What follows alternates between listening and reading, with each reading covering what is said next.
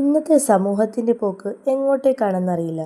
കോഴിക്കോട് കക്കാട് സ്വദേശി യാസിറാണ് ഭാര്യ ഷിബിലയെ വെട്ടിക്കൊലപ്പെടുത്തിയത്. ഭാര്യമാതാവിനെയും പിതാവിനെയും വെട്ടി. ഇരുവരും ഗുരുതരാവസ്ഥയിലാണ്.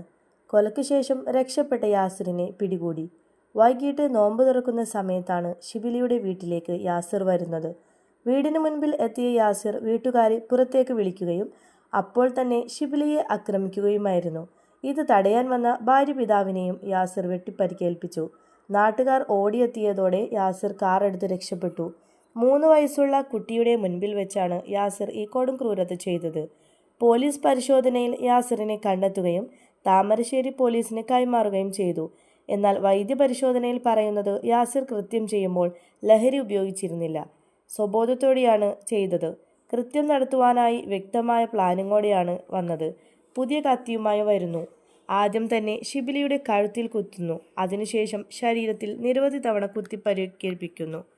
ഉമ്മയെ കൊന്ന ആഷിഖിൻ്റെ വാർത്ത നാം ഏവരും ഓർക്കുന്നു. ഈ ആഷിഖിൻ്റെ സുഹൃത്താണ് യാസിർ.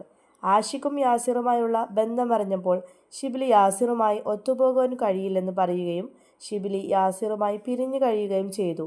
ഷിബിലിയുടെയും യാസിറിൻ്റെയും പ്രണയവിവാഹമായിരുന്നു. വീട്ടുകാർ എതിർത്തിട്ടും യാസിറുമായി ജീവിക്കുവാൻ തീരുമാനിച്ചതായിരുന്നു ഷിബിലി.